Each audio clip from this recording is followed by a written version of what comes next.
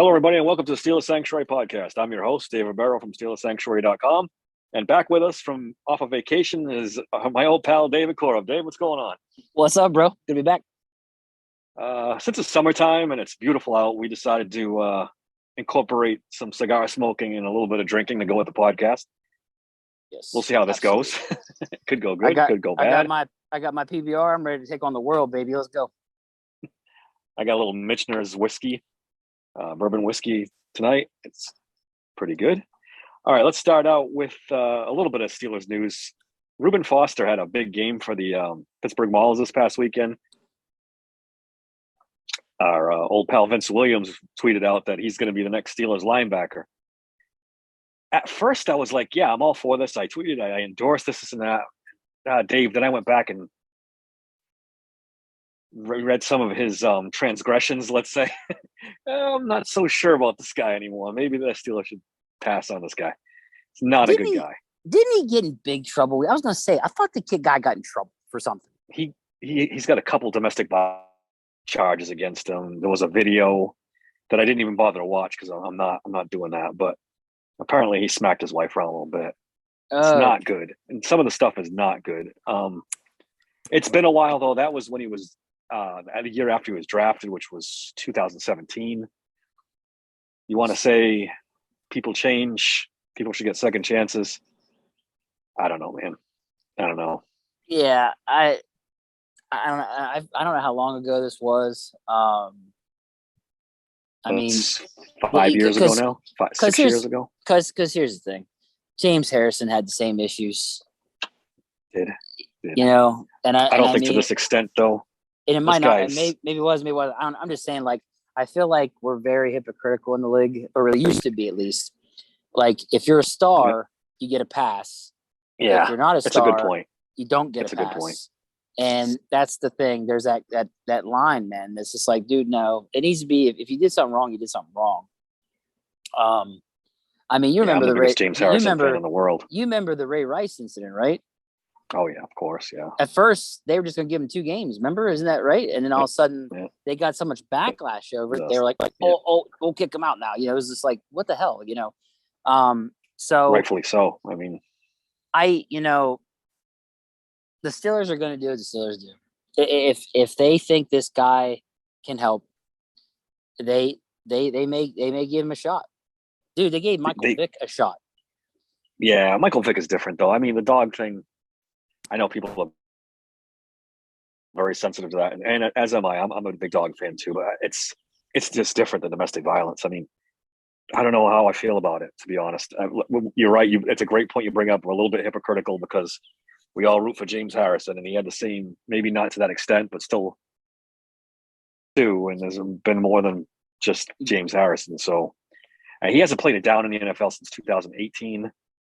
I don't know how much better he'd be than he's a first-round pick, a former first-round pick. Because it's been since 2018, people forget. That's the other thing. Yeah, and I forgot. I tweeted that without thinking. You know, I saw this Reuben Foster guy, and I was just like, that name sounds familiar. And then they say he was a first-round pick, and I was like, oh wow, okay. But then it did hit me. I was like, that sounds like the guy that like beat up the crap out of his wife or girlfriend or something. And sure enough, that's who it is. Yeah. And he got kicked out of the combine for being a jerk at the combine. He didn't even get to test because he was, I guess, apparently didn't want to wait in a line. And he did the, do you know who I am thing. Ended up cursing out one of the nurses and got thrown out of the combine. So here's the next question. I know. Has he been humbled? That's the thing. Do people deserve second chances? I believe they do. I don't know what Reuben Foster's been doing the last couple of years. I have no idea. So it's one of those things where it depends on what they did. And then 2, have they really changed? Mm-hmm. Or is it just wolf in sheep's clothing? You know what I'm saying? Like, did he legitimately get humbled and he learned his lesson and he's sorry for what he did? He's genuine about it. Those are the kind of things that we're not going to know because, we're not there. You know what I'm saying? But when if the Steelers do bring him in and they're going to find out, is this guy legit changed for the better or is he still a dickhead? And Yep. and that's the thing. So I don't know, man. Like there's a part of me that's like they need linebackers really damn bad. Yeah. He looked lights out in that game. I mean, yeah. he would It's see the USFL, runner, but he did look good though. but he would see the runner and attack. You know what I'm saying? Yeah. It's not like Devin Bush out there where, he's twirling He's his the polar thumbs. opposite of Devin Bush.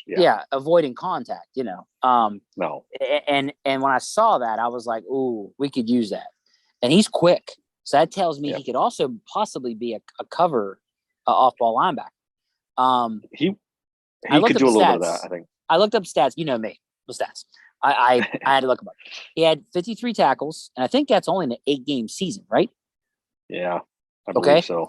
So just think about that. 53 tackles. He had an interception, only one. So, like, my man's a tackling machine in the USFL, but but I don't know how good his hands are. Like, if we're going that route with, right, just purely on stats and evaluation of the player itself, do I think he could transition to the NFL and make an impact? Maybe. From what I saw there, my man was getting to the ball quick. And that was something we lacked a lot last season. So, so that part of me, evaluation strictly at the player value part, I'm like, okay, bring this guy in, get a look at it. But then when I realized I was right that this guy is the guy that got kicked out because of beating up women, you're like, okay, so now you got to pump the brakes. Has this guy legitimately changed? Is he genuine in his remorse for what he did? Or is he's a shitbag, And I think if they bring him in, that's what they're probably gonna have, they want to see him for themselves to see. But what Vince Williams is saying, I don't know if that's he's just predicting that, or he thinks that there actually is talk, because there are people putting out articles out there that Steelers are interested. I don't know if how true that is, but yeah, I think if the Steelers end up bringing him in, then maybe that gives us a clue that they did their due diligence on him, and maybe they think he's changed, and that might be a good sign. We'll have to wait and see. I don't know. I mean, I got questioned by Ron Liplock. He's like, "How many linebackers do we need?" And I'm like, as many as it takes to get this right, because right now, I mean, there's a lot of body players. My thing to Ron would be, Ron, you can have 10 shitty linebackers. That doesn't mean you go, great, we got 10 linebackers. They're all shitty. Like, then they're not good. Yep. And I'm not saying the ones they have are all shitty. Like I like Holcomb. I really do. Cole Holcomb. I like him healthy. Elandon Roberts. I like what he brings to the table. Well, we know the thing with Cole Holcomb, he's not really healthy, right? So correct. So, and then you get after Holcomb and Elandon Roberts, who's good. You just don't know. They brought this Kwiatkowski guy in, who's just a guy, special teams guy. You got Mark Robinson, who the team has come out and said isn't ready till 2024. And Tanner Muse, is a special teams guy. He's more of a safety than a linebacker. Bring them all in. Bring 5 more in. I don't care till you get it right. Yep. It's weaknesses on the roster. Dude, I don't give a shit. I want 10 dogs, 1 bone. Like, exactly. I want the top guys, like, period.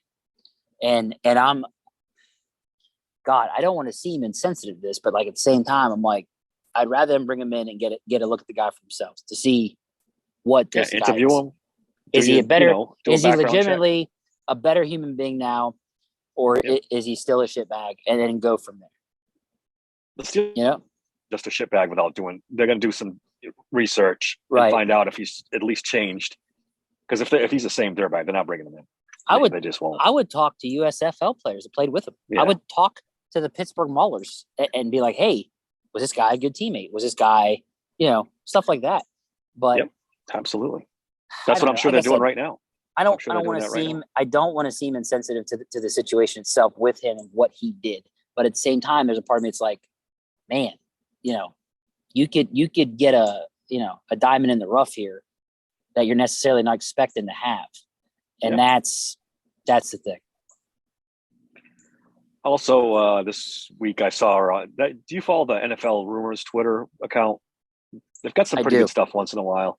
Yeah, They had I do. Kareem Hunt linked to the Steelers this week. I didn't see that though. Whoa. Yeah, they tweeted that out yesterday. I would love it, but that one's a real reach for me. I don't think the only way the Steelers bring another back in is if it's a receiving type fast, right? They're not going to bring in another Najee Harris-ish, Jaylen Warren-ish type guy. It's just there's not enough carries to go around. You need somebody different that does something different. It's Dave, not. they're not. Dave, they're not going to happening. spend that. They no. hit. Look, they hit on Jaylen Warren. They know they hit on Jaylen Warren. They're not going to spend that money. They've got a guy they took off the street who is looks like a legit running back. They're not going to spend that money. They've got a starting running back on a rookie contract, and they got Jaylen Warren. They brought him off the street. They are, and I know you're not the high Najee, okay, but I'm saying just from their perspective of money wise, right? Yeah, it doesn't. They have. Good. I'm not going to say great running backs, but they have two good running backs, and it's at a very low price. So they're not going to spend that money for another running back. It's just not going to happen. Not one that at least won't, maybe if Kareem Hunt was a big-time punt return, kick returner, maybe you could use him in another way, but he's not that guy. Isn't Kareem Hunt, didn't Kareem Hunt have a domestic issue too? Yeah, he did too. That's why he was in Kansas City, I believe, right? And then I mean, there's that too. People forget that because that was a couple years ago too. Man, dude, I don't see it. Money, any kind of issues with people who have issues with him and his background. This is the one I was like, come on, guys. Now you're just reaching for this stuff. Not buying it. Alan Saunders had a tweet. He's a guy from Pittsburgh Steelers. Final word on WPXI, right? He had a tweet this week about Kenny Pickett and the expected what he thought would be a reasonable season for Kenny Pickett. Did you see this?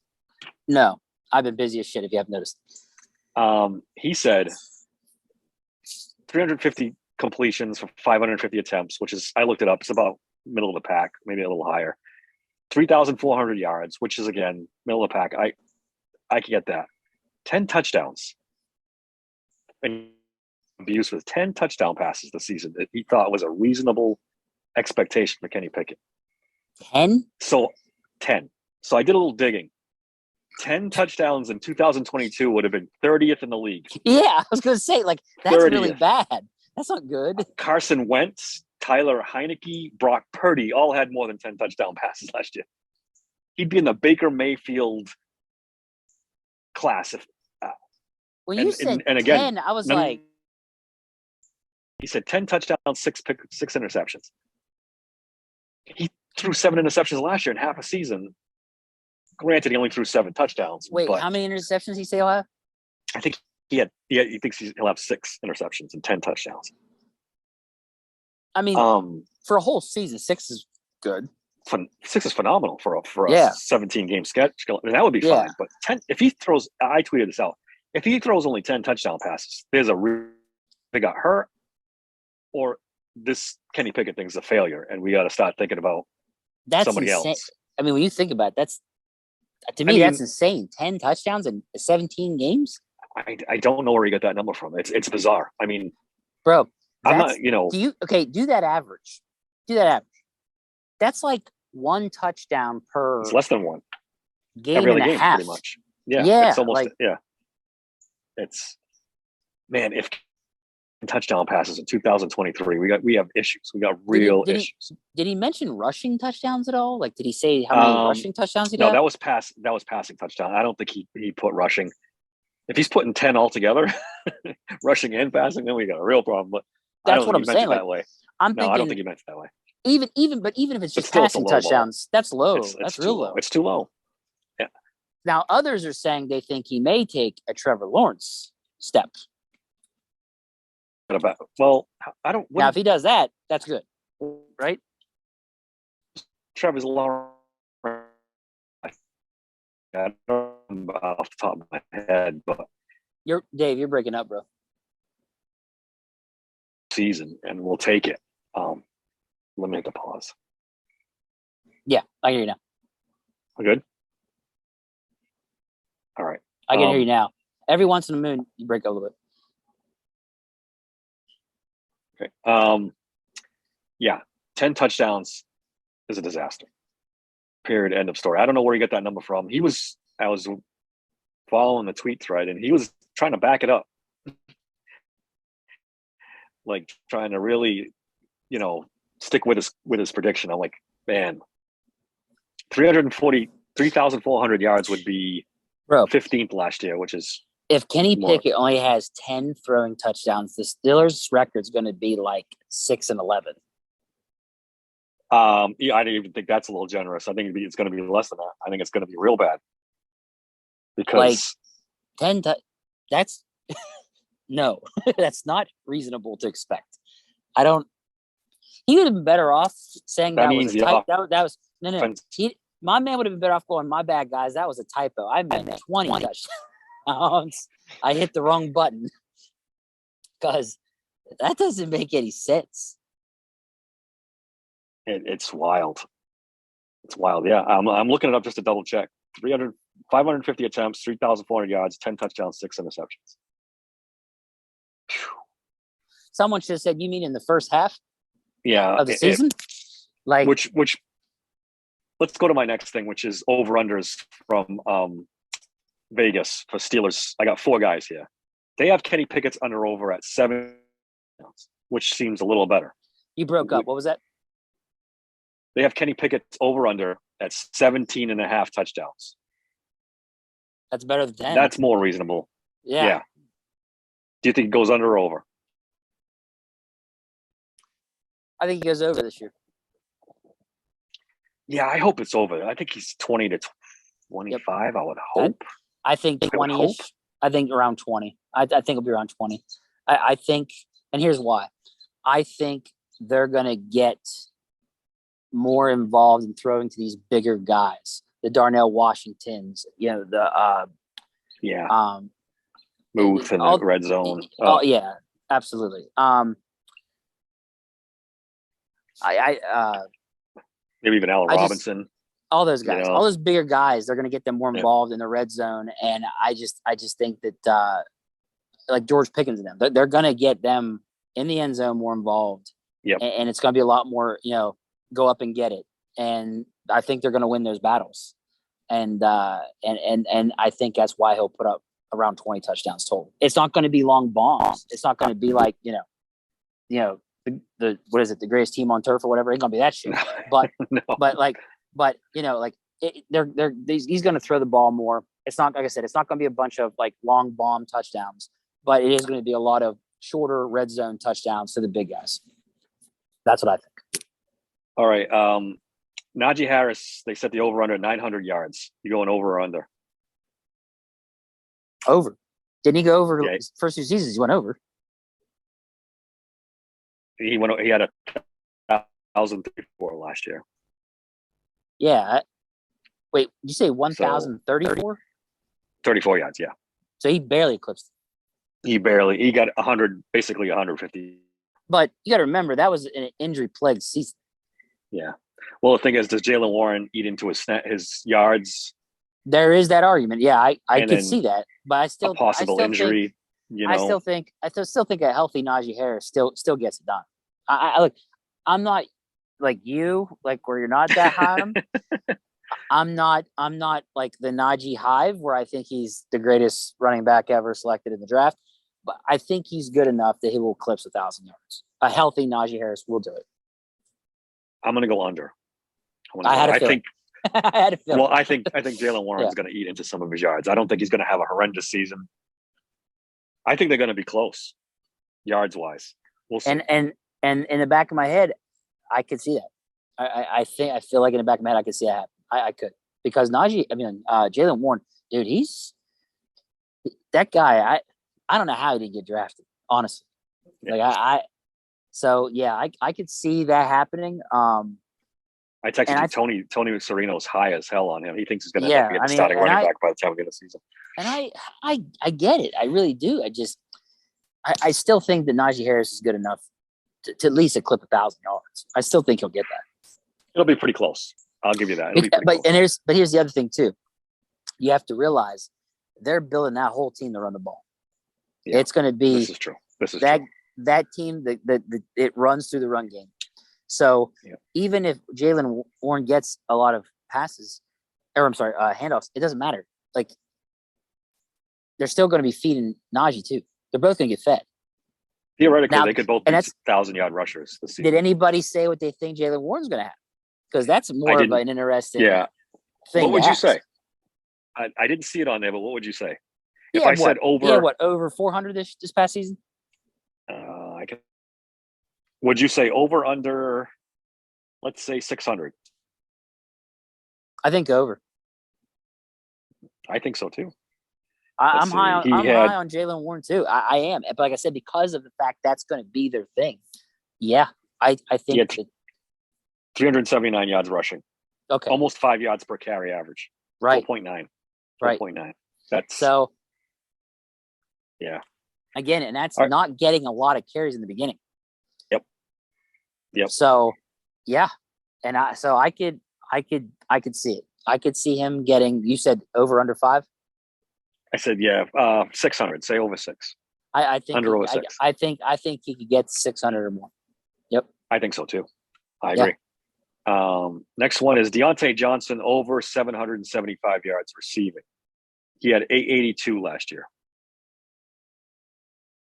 I feel and I don't want to be negative on him, but I feel like I could see him get it cutting into his yards, because I think they're going to target Pickens more, and they're going to run the ball more. So I just think that it's just going to hurt him. Then the next question is, does Deontay Johnson ever score a touchdown? I forgot about that. Right. All right. First, I'm going to say under 770. I'm going to say under. I think it's going to. Yeah, I think we just may because, like you said, I think we see George Pickens take the lead on the yards. I really do. And what would you put the over under on touchdowns for Deontay Johnson? How do you even come up with that number?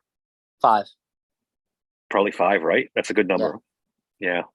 And look, it's not on him. I'm not saying this is because of him. I'm really not. No, it's the offense, right? He's going to be a victim of the offense. That's what it is. Yeah. So, like, for anybody listening, this is like, oh, he's hating on Deontay Johnson. I'm not hating on him. I think he's going to be a victim of the offense he's in. I agree. And then I think things could get interesting, because him and his agent could be like, all right, I'm done. Get me out of here. And I know it's crazy to say that, but I'm just saying, like, there's so many scenarios that could happen here. What if Calvin Austin III is legit? What if Pickens does go off and he's like a legit number 1, right? What if Darnell Washington catches, right? You just read my mind. That was what I was about to say next. Darnell Washington, what if he's legit? Or Muth is getting so open now because of Darnell Washington that he's just killing them, right? Yeah. What else? What if is it Butler, right? The XFL guy? Yeah, Hakeem Butler, yeah. What if he's another diamond in the rough? What if he's legit? I mean, there's so many. Oh, that was another big guy I forgot about when it comes to Kenny Pickett in the end zone. That's another big dude that could maybe get involved. So, yeah, like I could see Deontay's yards getting cut into. I could see it. I mean, look, my man was the number 1 last year, didn't score a touchdown. Mm-hmm. It's incredible he didn't score a touchdown. It's incredible. I know. The quarterback situation had a lot to do with it. Him and Mitch were not on the same page. And then it got better when Kenny Pickett was in there, but it just didn't happen for him. It did. And like I said, a lot of it's not him. It's not. There's some things he does that drives us crazy, but in the end, I think he's just going to be a victim of the play calling.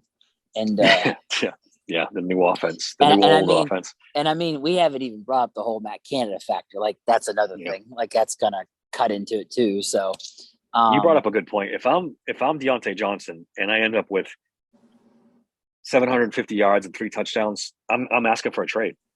Because he's too talented for that. Because that's 3 touchdowns in 2 seasons. Yeah, talented for that. He needs to go somewhere else. or I would want to go somewhere else. And just, Yep. dude, I'm a pretty big Deontay Johnson fan. If that dude was in Kansas City, he'd be putting up monster numbers. Low. Monster numbers. And If he he was knows in that. He knows Buffalo or Cincinnati, he'd be putting up monster numbers. The guy's too Yep. good. It's too good to be putting up that kind of numbers. All No, right, I last agree. one. George Pickens, same thing. Over 75 yards. Same exact line on this one. Over. This is No, FanDuel, by the way. I'm high on Pickens. I think he goes over. I really do. No? Wait, I'm what did gonna he say have under. this? What did he have this past season? I forget. 801. 801 In his rookie season. in rookie season. In that horrible offense, passing wise, at least. Yeah. So think about if they open him up more. That's why I'm like, yeah, he's gonna eclipse 800. Dave, I don't think this passing offense gets much better this year. I don't. I think Really? it's going to be when you factor in that Allen Robinson's going to, as much as I don't like Allen Robinson, he's going to catch a lot of balls, and he's going to eat into their stats. Muth and Washington and this conservative offense are going to get their catches. They're going to, it's going to be hard for Pickens and DJ to put up big numbers. It's just going to be hard. I don't think, unless. Do you think we won't have 1,000 receiver? You don't think we'll have one? No, I don't think we will. I think they're gonna spread the ball out, and they're gonna run the ball a lot, and I think you're gonna have a very. I've been saying this for months now. It's gonna be a very boring. It could work though. They could ride this all the way to Super Bowl, but could. Okay, here's another one. Calvin Austin III, over or under 500 yards receiving. Under. Unless he hits a couple of really big plays, like he has a couple of 80-yarders, and that pushes his number up. And which he's got the potential, but which I'm hoping can happen. We talked about it. They need it. They need somebody like that. They need somebody to, this is the plan, and it might work. I'm not completely writing it off that it would be a disaster, but this Tomlin wants. He wants 3 yards in a cloud of dust. He wants to control the ball. He wants no turnovers. He wants his defense to win games. So if you're thinking like Deontay Johnson's going to have 1,500 yards or George Pickens is going to have a breakout year, man, I don't know. Not they're not talented, because they both are. I really do think George Pickens will. That's the only one I would pick to hit 1,000. I mean, just think about how bad it was this past season, and he got to 800. Yeah. You know what I'm saying? I mean, if the guy can get to 800 in this environment he was in, that it was so bad. Compared to now, you'll have people not in their rookie season with him. He's more established. He knows things now. The game's going to slow down for him. Like I think he'll do it. I think he's talented enough. I really do. But I think he's really the only one that will get to that. I think the only hope for them is that Kenny Pickett has to push back a little bit. It says, "Screw this! I've had enough of this. We're going to throw the ball more." He goes all Big Ben on him. Yeah. Well, me and Ron, when we did a podcast, we talked about it. Terry Bradshaw eventually pushed back on Chuck Noll. Ben Roethlisberger eventually pushed back on Bill Cowher. It's like, enough is enough. Yep. I'm talented. I'm going to throw the football. And he said it was play to win the game. Yep.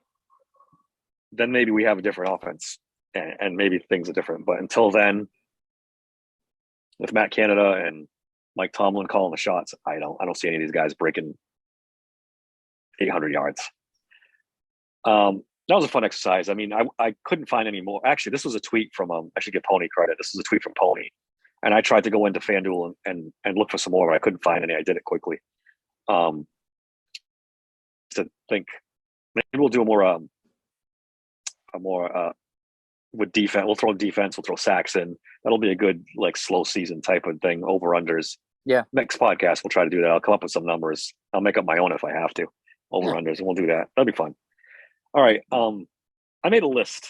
Well, I got a list of guys, offense and defense.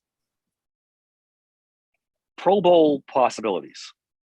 Okay. I'll give the name. You tell me a lock or shot. I didn't give every player, right? I picked a handful on each side. Let's start with DJ on offense. We'll start with offense. We'll start with Deontay Johnson. Is he a Pro lock? Bowl? Does he have a Pro Bowl? No. Yeah, I got to agree. I'd say no shot. Barring a miracle, we're kind of rehashing the same thing, but Look, my man's got to get 1,000 yards and at least 5 touchdowns, and then we can talk. he doesn't. I think you need more than that. Do you know I what I'm think saying? you need Though I'm saying double-digit touchdowns. Yeah, Just yeah, the yeah. talk, he's got to Yep. get that. So, no, that's no. George Pickens, any lock? Ooh, Possible that's horse? I give him a shot. I'm going to go with possible shot. Yeah, I think he could. There is a world where George Pickens just goes off and makes the Pro Bowl. I'm gonna tell you now, if he hits 1,000 yards, we'll say 7 touchdowns, and a couple of them are the crazy ass touchdowns that he did last season. He's making the Pro Bowl. He's going to be popular enough. He's going to make the Pro Bowl. That's what I say. That's yeah. Yeah. I think he has a better chance than Deontay. Just because I agree. Deontay is more dependent on the quarterback to get him the ball. Low balls to Pickens, and he'll come up with half of them and put up some big numbers. The next guy that I thought had a possibility is Isaac Seumalo, who they got from the Eagles. I mean, that's not a bad pick. What is this? His 9th season in the NFL? Something like that. Okay. Something like that. I don't know. Maybe I don't know. What about Daniels? Here's my next guy, James Daniels. I think he's got a really good shot if he keeps his career trajectory going. I think he's the best. I would say he's the favorite of any offensive player to make the Pro Bowl. That's why I brought him up, because to me, that's the guy. That's the guy that could do it. Seumalo has no Pro Bowl appearances. I just looked it up before this year, so he's kind of a long shot. And Daniels is younger. He's in his prime right now. Mm-hmm. Yes, so he is. That's why I pick him. I mean, he did really good last year. So I think he's the one out of the O-line that can make it. No, I misspoke. I don't think James Daniels has the best shot. I think the next guy, Pat Frymuth, has the best chance to make the Pro Bowl in my opinion. Well, I meant me personally. I meant strictly O-line. Yeah, but I said before that of the whole offense, I think Muth has the best chance of the offense to make the Pro Bowl if he stays. Yeah. Out of everyone, or what do you mean? Out of everybody on offense for the Steelers. Okay. I think he's got the best shot. Yeah, I think you're right. Just offense. Because he was the 6th best tight end in the league last year. Yeah. So and he's only going to get better. He's only going to get better. Right. So it'll be his 3rd season. So you have to expect him to take a step forward too as a tight end. And he's got so much more help on the way. So yeah, I think so. I think out of everyone on offense, I agree. He's my pick for the one guy. Kenny Pickett, no shot. No. There's too many good quarterbacks in the AFC. Dude, it's a buzzsaw. There's so many elite quarterbacks. Like, you got to be top 3. I don't expect Kenny Pickett to be top 3. That's nothing against him. I just no shot. You're in this. I mean, we're talking, Mahomes and Burrow and Allen and all these. I mean, that's tough. Yeah, AFC is too tough. Nothing against Kenny, but I'm not talking about alternates when everybody drops out, then they pick, Kenny Pickett. I'm talking about, Pro Bowl voted in first try. Absolutely. One last one, Najee Harris on offense. I guess there's a world where he could make it. I mean, the running back position is kind of fluctuates year to year anyway. So right, and again, I expect him to have a big year because of because he's going to be not the victim. He's going to be the beneficiary of the offense they're in. Yeah. So, and he's a popular guy around the league. He's a big name. If he has a decent season, he could make the Pro Bowl. Yep. And that's me saying that. Well, who's down on him? But right. If he does put up. Go ahead. No, I was just saying, but you're not stupid. You know the fact that he's going to be a beneficiary of the offense he's in. If anybody makes it, it should be him, really. All right, let's flip over to defense. Larry Ogunjobi. You know what? Yes. Interesting. I think he has a shot. I tell you what, I'll say he has a shot. Yeah, I think he has a shot too. If he's healthy. Because isn't he's young too. Like he's in his prime also. He's under 30. He's under 30. Yeah. He's got to stay healthy. And I just said about to say the same thing. He's got to stay healthy. He stays healthy. I think he has a shot. Yeah, I agree. Cam Hayward. Getting a little older. No shot at all? No. I'm worried. I'm waiting for Father Time to come, dude. Yeah. I mean, it's a good point, Dave. It's a good point. I love Cam Hayward. I love that dude. But I mean, sooner or later, it's gonna happen. It's so impressive what he's done at his age he's at. It's got to come sooner or later. So, yeah, I agree. He might be. I think he could be good, just not elite. I don't think he'll be like elite or enough to make the Pro Bowl. I just don't see it. Yeah, I was kind of on the fence with him.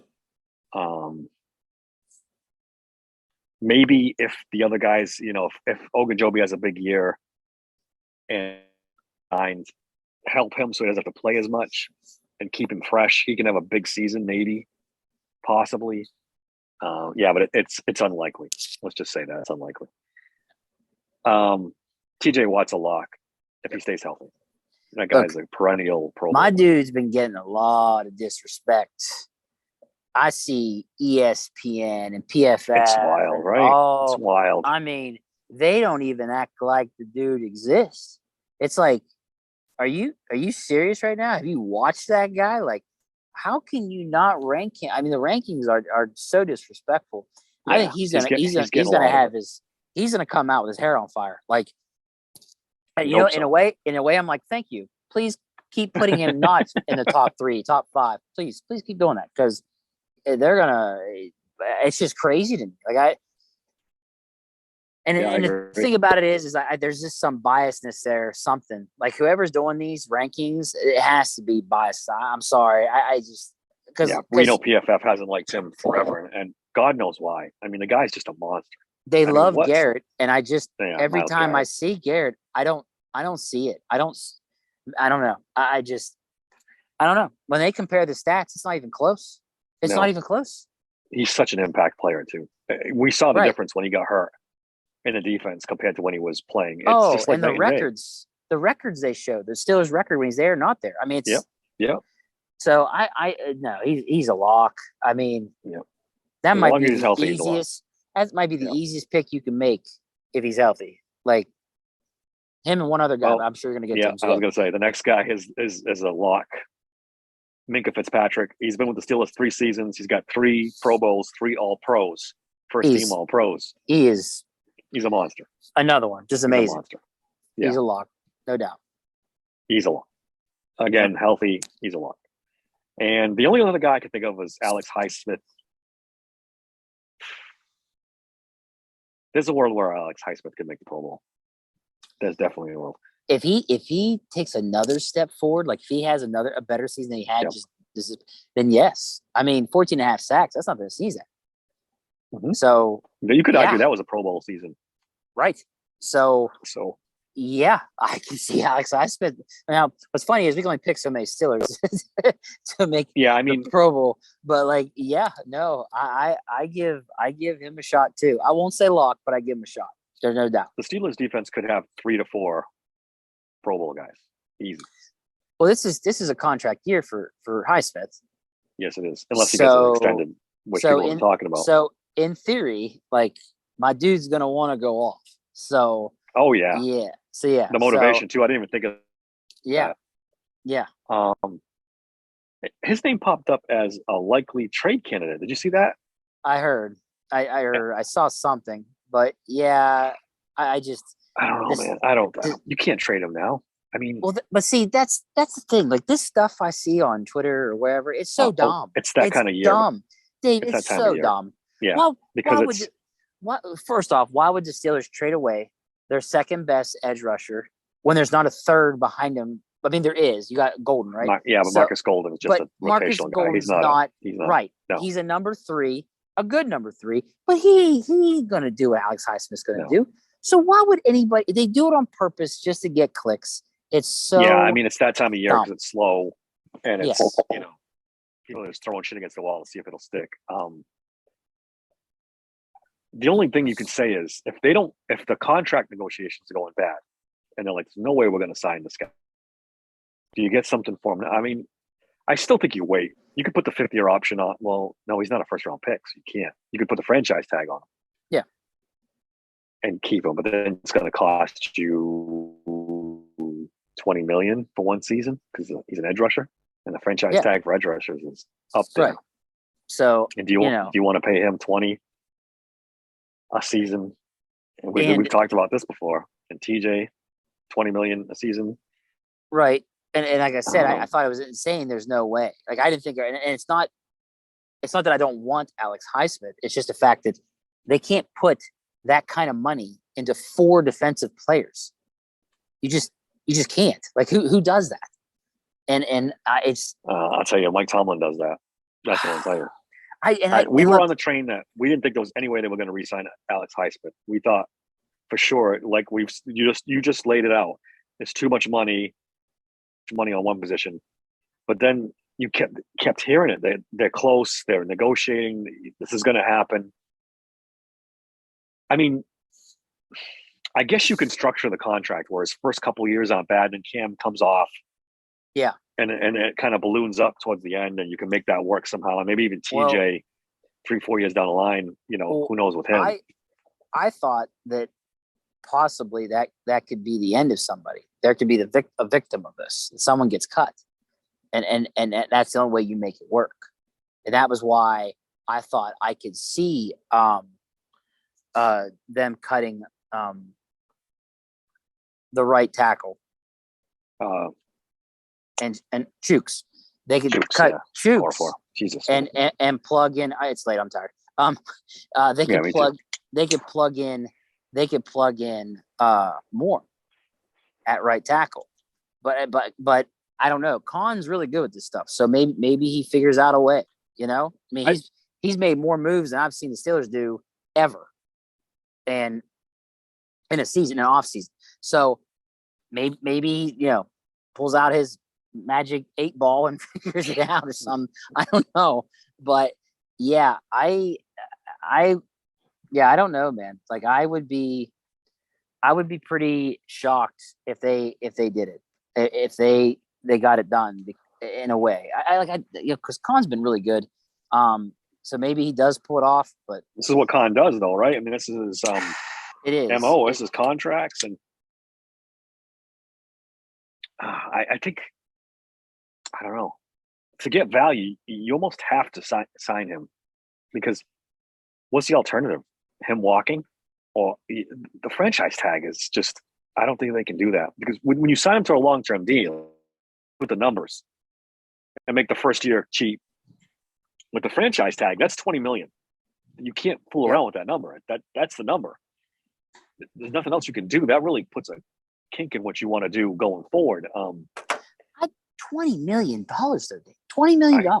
Yeah, it's a lot. Like, but if he gets 16.5 sacks this year, well, no, I'm not saying Alex Highsmith isn't worth it. I think he is. I'm saying, how do you afford that and be able to add other pieces over the next 2 years? You would have to hit on a bunch of diamonds in the rough and draft picks. And I mean, maybe that's the plan. Maybe Kenny's not getting paid yet too, so they can. There's that until Kenny Pickett gets paid. Right now, do you think? And that could happen year 3. Think about it. What if he goes off this year? What if just hypotheticals? What if my man does throw 25, 30 touchdowns and they're holy shit? Start thinking about a long-term deal for him. Yeah. So a big time deal for him. Yes. Yeah. And quarterbacks are getting paid ridiculous amounts of money nowadays. $50 million a year. $50 million a year is the. That's got to be in the back of their head that payday can come. Has to be. But I don't know. Do you think? Let me ask you this: do you think they're at all worried about TJ breaking down a little bit, Not yet. and they Not need to have Highsmith? You don't think they are? Not yet. No. How old is TJ Watt? Is he 29? 28? No, you're right. He might be 20. He's 28. He turns 29 in October. That's what it was. I was going to say, I could have sworn they say he turns 29 this year. He's been banged up a little bit. Yeah, no, don't get me wrong. I'd be He has. slightly worried about him. Well, I I'd mean, be slightly for an worried edge about him. rusher, when If I were do running they, the team, okay, so when's the edge rusher hit that threshold? Is it 30 where they like, that's when you see the significant decline? I don't know about edge rusher. I think most NFL players generally is 30. That's that's when you start to get worried. So He was banged up last year. It could be an aberration. It could be something. But here's the thing. TJ Watt is so elite that even when he starts to decline, it's still going to be good enough to be a starting edge rusher in the NFL. Well, you're right, 100%. It's decline versus breakdown, where he can't get on the field because he's injured too much. That's the difference. If I were the general manager of the Pittsburgh Steelers, that'd be in the back of my mind. Am I about to watch TJ Watt not be able to play 16 games, 17 games ever again? Is he going to be an injury? It's something that most fans we're not worried about, but I'm slightly concerned, to put it that way. And I might be more willing to shell out more money for Alex Highsmith to have that guy. I hate to say it because I love TJ Watt as much as you. Love him. Yeah, but dude. But his brother went the same way, man. JJ kind of was all world right up until he wasn't. And then started getting injured and get on the field. And towards the last 4 or 5 years, he was just a wreck. Although he played 16, 17 games last year, right? Didn't he play a full season last year? Yeah, he did. So I don't know. And produced. He had 12 and a half sacks or something like that. It was like, whoa. Like, yeah. It's not something to worry about in 2023. But no, past that, maybe a little bit. But see, that's why I just expected the Steelers to draft a replacement, if anything. Because that's what they do. I mean, that's what they do. Now, mind you, they drafted Herbig, but that's not a serious replacement. There's no way in the world Herbig becomes an impact edge rusher. Right, but that's my point. Like they drafted one, but that's not a serious replacement. It's got to be priority one this coming draft, right? They got to draft an edge rusher in the first. Well, this season coming, or I'm sorry, next year coming, or the next year draft. One of the two. Yeah, you got to start thinking about. It will just like if TJ plays almost a full season and does really well, then it'd be the season after that. But if he plays 17 games and goes off, then you can maybe put that off a year because it's just a little concerning. I mean, NFL players get the shit beat out of them, and when you turn 29, you start thinking about that. And those injuries start to compound, and I get it. I really do. So maybe we didn't give that enough thought when we were talking about not signing Alex Highsmith because maybe you need Alex Highsmith around just in case. But he didn't. I'm talking myself in circles here, but he didn't play all that well when TJ was hurt last year. He had a drop off. He's not the same player when TJ Watt's not on the other side. Yeah, he's just not. He's not that guy. He's a tier below the TJ Watts, the elite guys. He's like a very good pass rusher. Yeah. So that's why we don't want to pay him that kind of money because he's not that guy. No, he's just not, right? Not that level. No, he's not. And I don't think he ever will be. I think this is his ceiling. 14, 15 sacks. At least we think. Yeah. At least we think. Yeah. And that's if TJ's on the other side. What if TJ missed an entire season? What would you give him for a sack total? 7 or 8? I'd go 10. You go 10? Yeah. In a contract year, 10. Yeah, maybe. Because and again, back to Marcus Golden, because they have an actual number 3 now. Yeah. They have a true number 3. So at least somebody to worry about. Which last year there was no. right. They didn't have to even think about the other side. So that's why I'd say around 10. But Yeah, I don't know, man. Like I said, I can't get over the money. I go back to the money thing. like I said, If the agent make it lets him backload it, then yeah, it could work. that's the most likely scenario where it's cheap in 2020. That's when the extension will kick in 2024, and then it starts to get bigger every year after that. Because then you can conceivably think that Cam Hayward be off the payroll. I would think maybe by 24 or 25. Then you have some money to play around with because Cam makes a pretty good amount of money. he does, and I'm waiting for that restructure to happen sooner or later too. Yeah, I don't know if they touch him though, because then you have dead money if you have to cut him. I don't think they want to do that. But that's kind of what Steelers do. They kick that can down the road a lot. They do. They do it a lot. And there isn't, after Alex Highsmith, who do you have to pay after that? Maybe James Daniels if he ends up having a good year. On offense, even on Daniels. defense.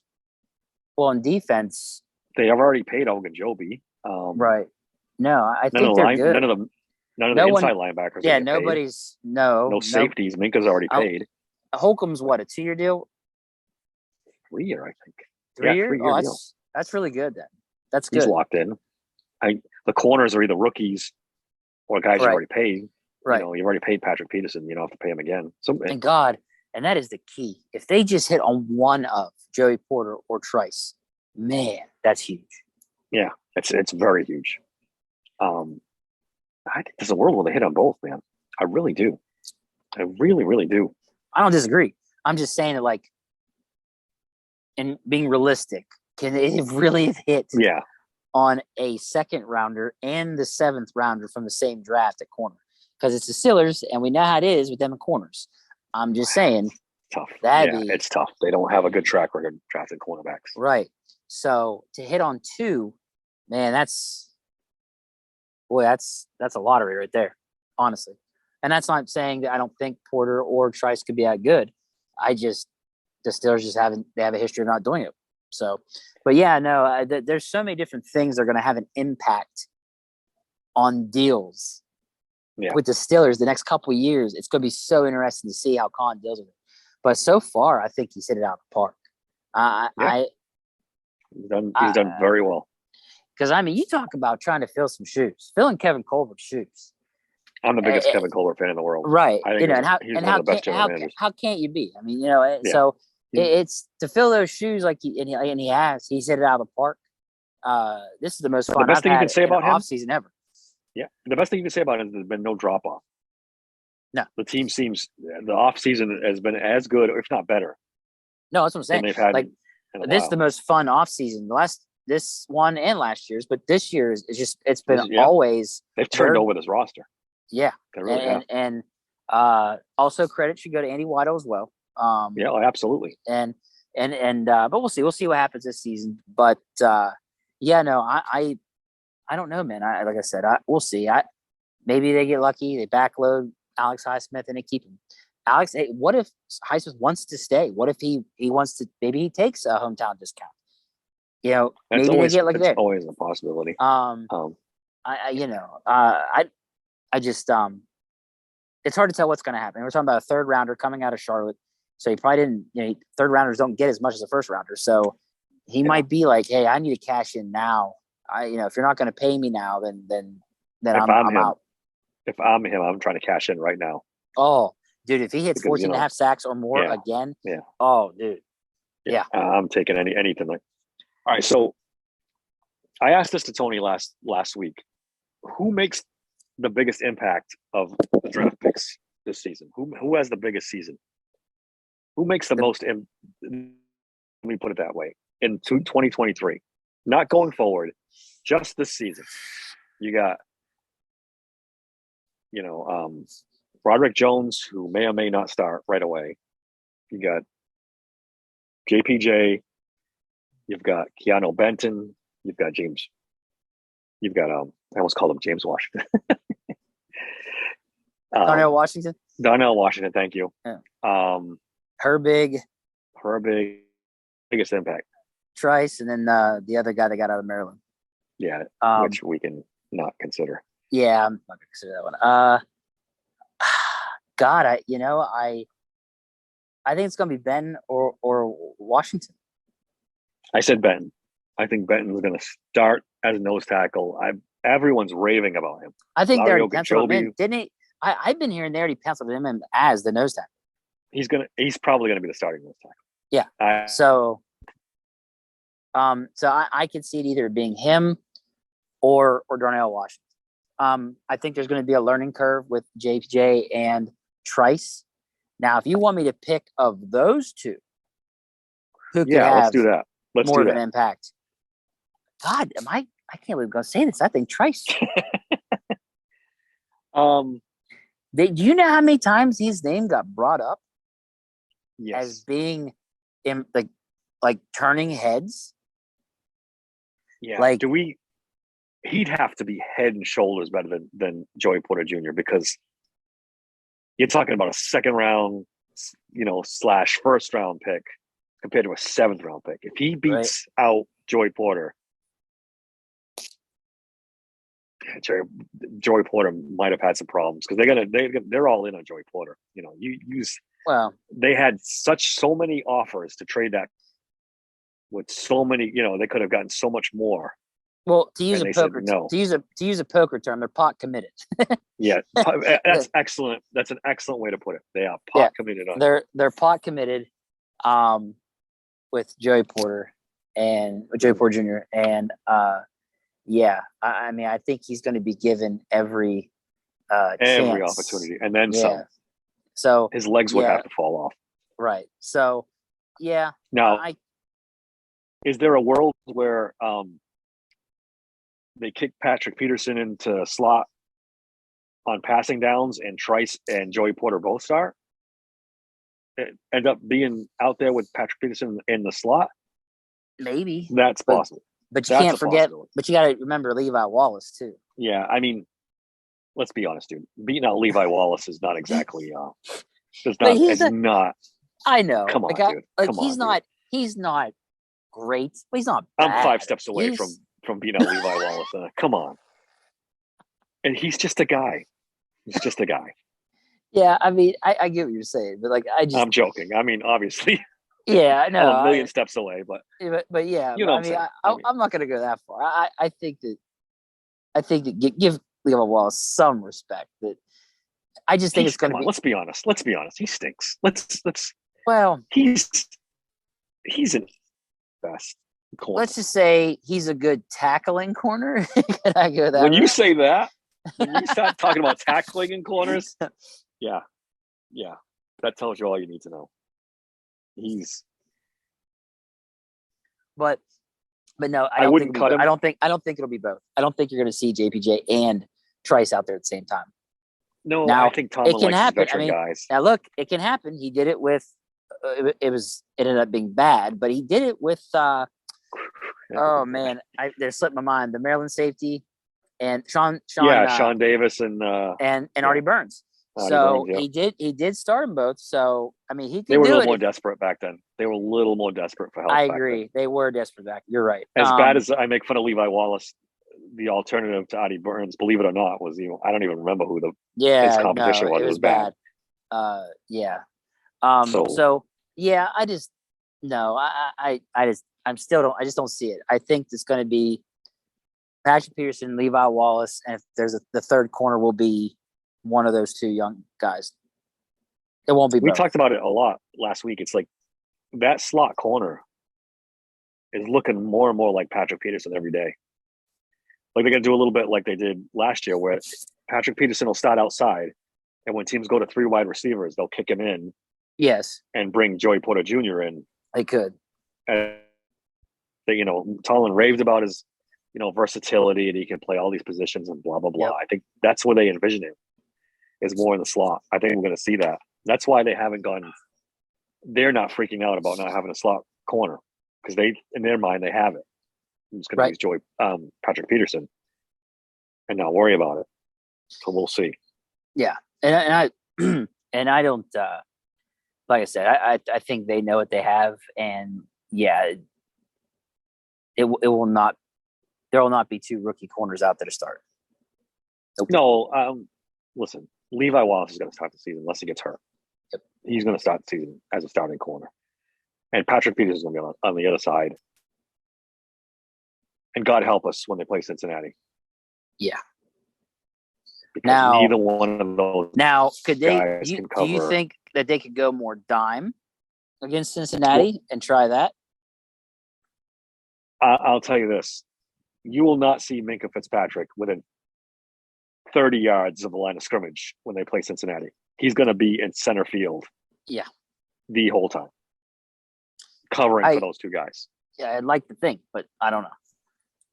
I think you might not even see either one. I think you might see Damontae Kazee about 20 yards back too. And Look, they're just going to try to keep everything in front of them. I'm still having nightmares when I saw Minkah on the line against Buffalo on 3rd and fucking 10 or 12. That's the thing, man. Sometimes Mike Tomlin makes some sometimes the decision making on this team, this coaching staff, is bizarre. Yeah. If you're defending like a team like Buffalo, and you decide to blitz your safety and leave the back half of the field open, I don't know what you're thinking. I'll tell you what, though. They may have the D-line and possibly have the linebackers now to go to a dime against a high-passing, prolific offense. I mean, yeah, you can get a pass rush with just 4 guys. Because remember, that's what they did against the Chiefs 2 seasons back, and it was working until the Chiefs went, okay, we're just going to run the ball because we know you can't stop it. That was the problem back then. They couldn't stop the run with that. So just think of it that way. If they have the D-line now and they have the linebackers, the off-ball linebackers to do it, they may go that route. Maybe. But do they, though? But do they? I don't know. Like there's a chance. I guess. A healthy Holcomb, maybe. Let's put it this way. They have a chance to have an elite defense. Yes. And I think it comes down to Holcomb. If they hit on Holcomb and he's a semi-decent cover linebacker, they could be really elite. They could be really, really good. If he's a train wreck because of injuries or he's just not that guy, then they're still going to be good. They're still good defense, but they won't be elite. They won't be that. And I don't think – then Mike Tomlin's plan doesn't work. Yeah. Because they can't dominate on defense. And they're going to lose close games. Now imagine this. Imagine when they do kick Herbig to inside linebacker, if they hit on that where he's just, we'll say, okay to good. Now we're talking. Yeah. The other thing we talked about, maybe Keanu Neal being that guy. That pseudo linebacker / safety. Yeah, there's been talks of that who could maybe do that. Yeah. Then again, maybe they inch towards that elite level again. If Keanu Neal can play linebacker, and if they run, he's got to make tackles. And they really did bring him in to essentially be the Terrell Edmunds replacement. They really did. Yeah. So he's the guy that's going to. But that's the thing about some of these guys they brought in. They're Swiss Army knives. Yep. There's a lot of that defense, and it'll be interesting to see how it plays out. So yeah, you could see Kazee against the pass and Neal against on rundowns, and they could be doing a lot of shifting like that. I mean, we all like Damontae Kazee, but 5'10", 200 pounds. He's not a traditional strong safety. No, that stuffs the run. He hits and he's willing, but he's a smaller guy. You can't expect him to. But Keanu Neal, on the other hand, he's a thumper. He's a thumper, prototypical strong safety against the run. So that'll be interesting. Do they use Keanu Neal against, as a linebacker in passing downs? And take everybody off the field? Favor that. He's got to be better in coverage than Holcomb and Roberts. Depending on the team they face, they're going to have to consider these options. They're just going to have to. So it's the thing that's so tough about being in the AFC North. You got to load up against teams like Cincinnati and Cleveland against the run, but then you play I mean, I'm sorry, Cleveland and Baltimore against the run. And then when you play Cincinnati, you got to defend the pass. Right. All of a sudden you got to change your whole outlook. And that's the thing. That's what I'm saying. They're gonna have to make certain adjustments depending on who they're facing. Yeah. If you have this any hope is of crazy. if you have any hope of winning the North, there, because Lamar Jackson's back, and Baltimore's gonna be better. Right. I'm not the biggest LBJ fan in the world, but they're gonna be better. But the guy can play. So, yeah. So I don't know, man. So do you? I've been seeing a lot of different. I've been seeing some predictions they finish in the basement. I've seen some where they finish third. Where at right now do you think they land? Like right now, if you had to predict, where do you think they land in the division? What's all said? Division? Third. With a winning record? Yeah. I think we're looking at another 10-7. Third, maybe second in the North if so do you think Baltimore we'll have like a 3-headed monster from the AFC North in the playoffs? Possibly. I think the South is going to suck. I think only one team from the South is going to make it. Right. The West, the Chargers will be pretty good. The Chiefs, obviously. Yeah, I think Denver is going to be a little. The New Orleans coach there, they'll be better. Yeah, Sean Payton run the show. Payton. So yeah, I think they're another year away though. And in the AFC East, the Jets are going to be better. I'm sorry, they are. I know people don't like the quarterback there, but he's going to make a difference. That team is. Did they make the playoffs? Or they just missed the playoffs with maybe the worst quarterback play in the last 10 years. Yeah, and they still barely. Aaron Rodgers over there, they're going to make the playoffs. Right, he's going to be good enough with those young wide receivers. Yeah. No, I can see. And their defense is good. And then Patriots, Buffalo's you don't know Patriots. Miami could be very good, man. That's another one. Could be very good. So really, that's an interesting thing. The East and the North is going to have. You're going to have about a combined 6 teams. Even maybe 7. Yeah. Think about what the scenario would happen at the end of the season. How many teams did you have where there was a scenario if this team wins or this team loses, this team's in the playoffs? There was a crap load of teams. The Steelers thing was crazy at the end of the season, remember? That's what I'm saying. The Jets to lose, the Dolphins. But that's what I'm saying. There were so many teams jammed in there. It's actually going to be worse this season because now the Jets are legit. The Miami's going to be legit. As long as what's his name can stay healthy. Yep. So the quarterback stays healthy, they're going to be they're a borderline playoff team. So Tua. And I think they one of the favorites to get Dalvin Cook. Yeah. Right. And that's the other thing. If they land Dalvin Cook on top of it, dude. My God. That offense is going to be so sick. So it's going to be ridiculous. So you're legitimately talking about 7 teams from 2 divisions battling for a playoff spot. I think Buffalo could take a step down. Well, what the hell's going on up there? What's going on? Yeah, what the hell's that all about? Like, he's the next Antonio Brown, dude. Maybe not to that level. Let me back that up a little bit. He's Antonio Brown light. That dude just cannot. He's never happy. He's never happy. Never. And it's crazy to me. Like, he seemed very happy when he first got there the first 2 seasons. Yeah. But I guess him and the quarterback don't get along now, and it's going to be. And that's also Josh Allen. Because they were best friends. I believe. Yeah. So it's just the whole thing is strange to me. I don't know, dude. It's so strange. But like I'm saying though, I still pick Buffalo to be in it. They got Josh Allen. I think very highly of him naturally. But no, when you really get down to it, like we just did, we just looked at the teams. There is a shit ton of teams from 2 divisions. AFC is loaded. Yeah. It's going to be a bloodbath. It really is. I don't think the Steelers make the playoffs this year. I just don't. Dude, there could be teams with legit winning records that don't get in. Yeah, and I think the Steelers are going to be one of them. I think they're going to be like 9-8, 10-7, and miss the playoffs. I do. Man. I think their ceiling's 11 and 6. The ceiling's 11. There's a world we don't want to admit it. and I don't want to admit it, but there's a world where the Cleveland Browns could be very good this year. Oh yeah, I mean, it's the Browns, so naturally we're gonna doubt them. But at But the same time, there's you know there's that team's legit. loaded. That team's Yeah. loaded with talent. Yeah. If Deshaun Watson figures it out, they have every reason to believe that they could be a playoff team too. And I don't blame them.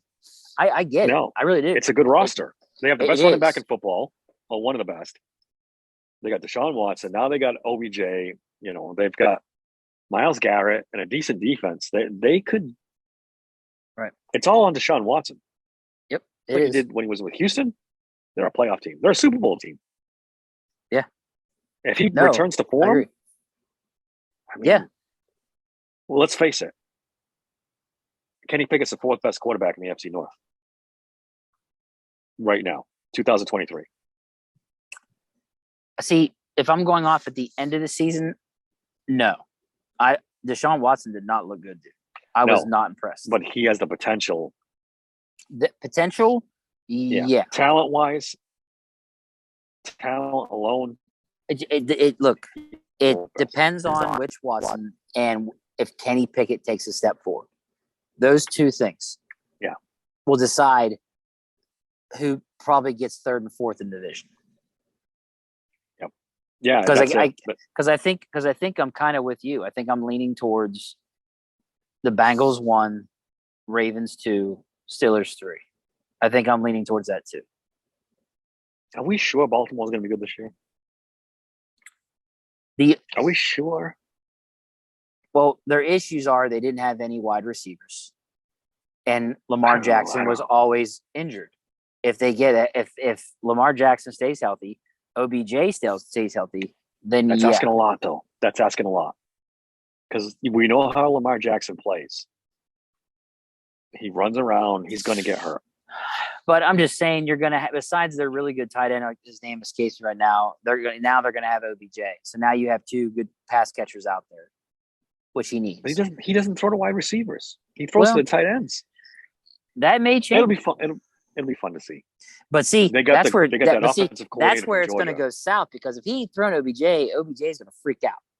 Yeah, they've never had a diva receiver, and they're about to have one. Yeah. Well, they traded Antonio Brown's nephew there. Hollywood Brown. Yeah. Hollywood Brown. So they did have one for a little while, but not on OBJ's level. Oh, not even close. Not even close. Again, this is my theory of players over 30 coming off injury. It doesn't work out in the NFL. It doesn't work out. Yeah. It never does. It's like it's a hard. If you're over 30 and you're coming over a major injury, like the season, you don't come back from that. They're taking a chance. What did they pay him? Didn't they give him a stupid amount of money? It's stupid. I'm talking myself into Baltimore being in last in the AFC North. I really am. I really am. I don't know about that team, man. Their offensive line isn't as good as it used to be. Their defense isn't as good as it used to be. We'll see. A lot of changes in their offensive coordinator. We'll see. I'm just so excited at the fact that it may have hit on Kenny Pickett. I'm just to get that lucky. This is the season, right? This is the season we find out. If the Steelers hit on Kenny Pickett, holy shit, dude! Like that's so unusual to hit on back-to-back franchise quarterbacks. Like crazy. So, and it's like we don't even need Kenny Pickett to be elite. You know what I'm saying? Like the way the team's being built, he just has to be. No, they're giving him every opportunity to be good, as long as. And ain't flat for effort. The kid's busting his ass. I mean, you see all the videos. They don't have to worry about work ethic or that dude's amazing. Intangibles or smarts. He's got all that stuff. Yep. He's got. Does he have the talent? Does he have the arm strength to be elite? We'll see. I mean, we'll see. You don't want to. Everyone talks about Tom Brady. He didn't have the arm strength. Blah blah blah. But that's a different league, different argument. different planet. You know, we'll see how. And man, he gave us flashes, right? The Ravens game, the Raiders game, some exciting moments last year. Yeah. Off script. Because Tony made the point last week. You know, on script, under center, he wasn't that good. He really wasn't. Where he made his big plays was scramble, chuck it. But who's that remind you of? Yeah, Ben.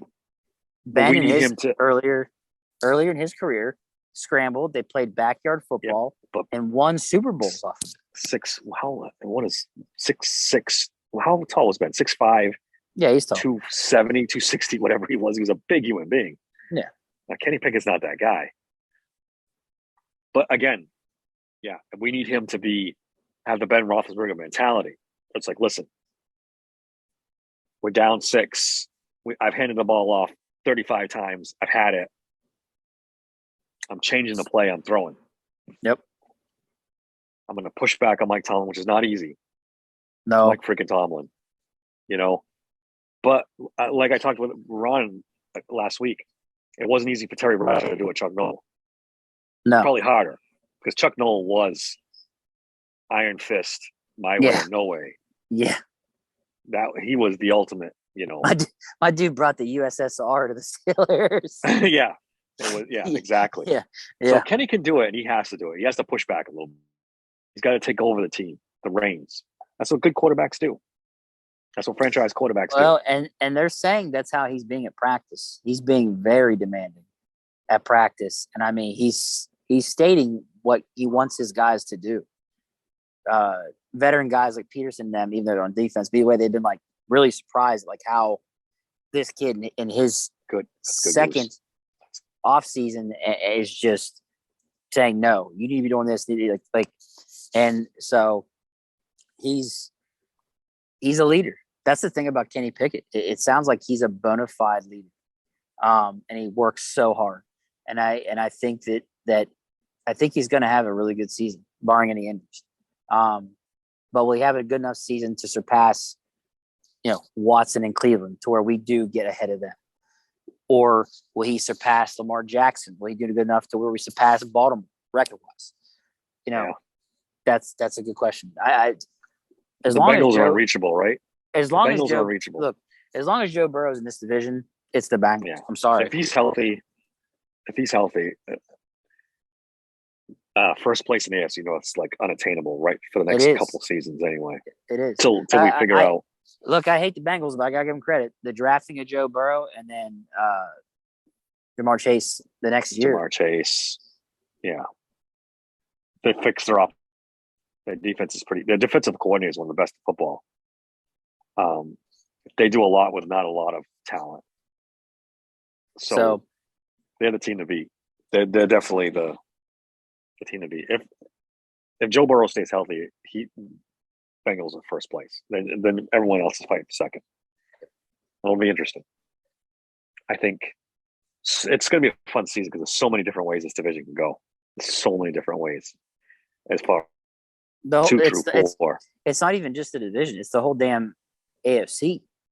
And now that and it's the first time I've sat back and actually thought about it from that perspective of looking at how many teams are now legit. And it's way more than usual. It's way more than usual. And because there was those teams last year, a lot of AFC teams, but now it's even more. Bringing in Aaron Rodgers into the AFC, if Russell Wilson, if he shows any, that's what Sean Payton in Denver scares me. Right, and if Russell Wilson can turn it back into just 3/4 of what he was, that's So yeah. Denver's a playoff team if that happens. Yep. If Russell Wilson turns himself around with Sean Payton calling plays, they're a playoff team. That's it. Done. So it's going to be an interesting season. The only bad division is the South. Like the Titans, Jaguars should be good. Should be. They should win the division. The Colts stink. The Titans will be, like I said, what team am I missing? The Texans. The Colts. The Texans are going to be terrible. So in theory, they could be okay. Playoff, I I'm mean, not. Back-to-back first-round picks in the top like 7 this year yeah, but it's going to should take help. 2 or 3 years to get those guys going. Right, and that's what I was going to say. But it should still take them a little while. But I could see them surprising some teams. Yeah, they're not a pushover anymore for sure. No. But no, it's just there's so many teams, and so it's going to be hard. It's going to be really hard. So let's do it. Who's the best team in the AFC? Still Kansas City? Yes. I'd put Cincinnati 2 now. Yeah. I'd put Buffalo 3 for now. Or Who's Miami. 4? It's Miami or the Jets? I'm not gonna go Jets yet. Dude, if Tua is healthy, or the Chargers, they're getting there. Their quarterback, he's my favorite quarterback outside of Kansas City. So you like Justin Herbert a lot? I like Herbert a lot, bro. Dude, I know it sounds stupid, but that was my comp to Kenny. He was a lighter throwing version of Justin Herbert. That's what I thought he was, to be honest. Yeah. I think Justin Herbert's a little bit better well, I know Justin Herbert's a lot better athlete. He's got Kenny ain't much far better off, arm. Kenny ain't far off. Yeah, he's not. I would off. say athlete-wise, they're close, but arm strength, arm talent. Justin Herbert. Well, as I said the arm talent. Couple tiers, but I thought that he was Herbert light. I really did. So yeah, it's tough, man. I think I'd go. I think I'm telling you, I'm going Jets 3 over Buffalo, over Miami, over the Chargers. I think the Jets are going to be really good. It's going to be really good. I go Miami 3, Buffalo 4, and then I don't know, man. I don't know if I could go Jets 5 yet.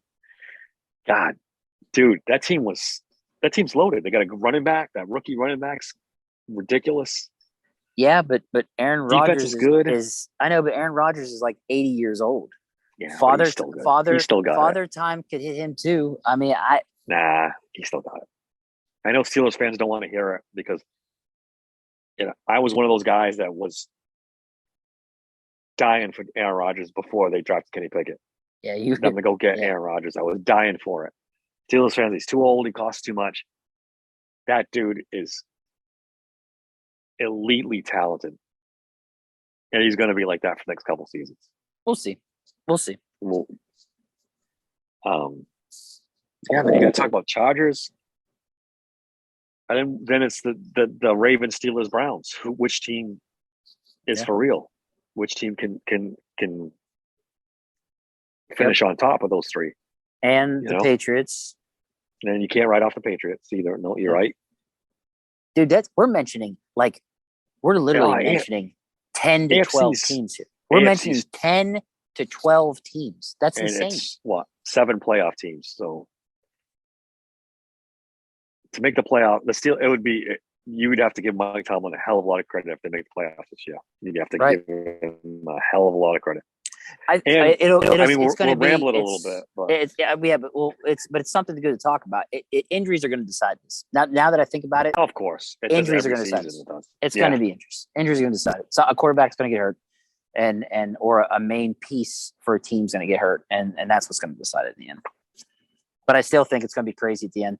I still think there's going to be a logjam of who makes the playoffs at the end. It'll literally come down to the final game of the season for about 5 teams, maybe more. So do you think this 80s offense, and I say it in quotation marks, does that work for the Steelers? Does that make them successful? Like, what do you mean? Like being physical, running the ball. Does that work for them? Does that make them a playoff team? I think the strategy that they have now. I think maybe in this all out in the first season could work. Or worst case scenario, halfway through, teams make adjustments and now they're screwed. That's my fear. Yeah. It works early on, and then teams adjust, and we go like 2-6 down the stretch because the teams have figured them out. Yeah. And Mike Tomlin's stubborn, sticks to his guns, and it's a long season. That's my fear for 2023. Yeah, could be right. Because there's a world where that could happen. Yeah, no, you're not wrong. And then let's end it here. But then the questions start. It's been how long since the Steelers won a playoff game? Yep. 5 years. Does Mike Tomlin start taking some heat if this offense is bad? And that's the other thing. Like, oh, did you see that today where there's an extension for him incoming possibly or something? They have to. I think he's done after next year, right? I think his contract's up next year, so they got to extend him eventually. Apparently, it's coming. That would, let me put it this way, it would shock me if they didn't. Right. So, but yeah. So yeah, no, I don't. We talk about this hot seat talk for Tomlin and stuff like that, and it's never going to happen. Yeah, it's never going to happen. The Steelers just don't do it. Now, mind you, see, but even then, even if Khan was like, "All right, I'm done," they're just going to fire Khan. yeah. Like AR2 is just going to be like, "Yeah, no, Tomlin's staying, dude." Like, I mean, Tomlin to this point walks in and goes, "Hey, AR2, can I do this? Can I do that?" And he's like, "Sure, Mike, do whatever you want." And he just does it. Doesn't even got to go to the GM. So I'm at the point where he doesn't even go to the owner. He just does it. And Art Rooney just shakes his head, yes. Whatever Mike says. I think that's the way it works around here. I really, really do. I think Mike Tomlin calls all the shots. Yep. No, they talk about, we sat down with the owner and this and that. And Mike Tomlin calls it. And Art Rooney says, okay. That's it. Yep. That's the way it goes. So I think talk of that kind of stuff, it's a waste. It's now. There has to be a point though, right? If there's going to be pressure from the fans, like that's how it starts, right? That's right. how it starts. So, but I just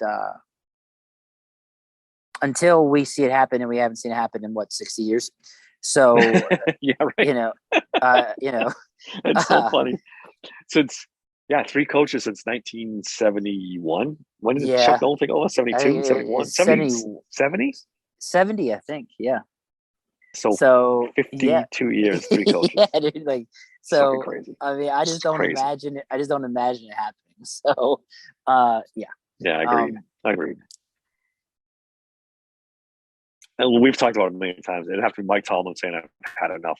I want to go somewhere else." Yeah, it's got to be his decision. He's got another heavyweight for him. Man. So, and he could be a TV star in a heartbeat if he wanted to. It'll come next. That's going to come next. He'd be great on TV if they let him be him. Yep. He'd be great. All right, let's leave it at that. We've been going long here.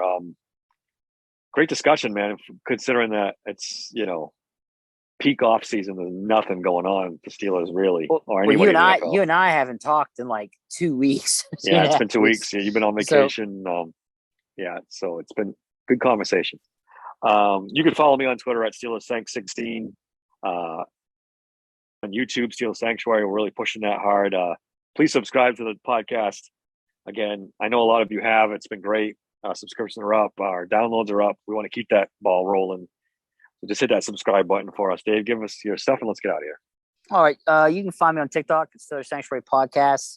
I put cigars on there, whiskey, Steelers stuff on there. I'm also doing a Pittsburgh Pirates podcast called the Hodgepodge of Nothingness Podcast.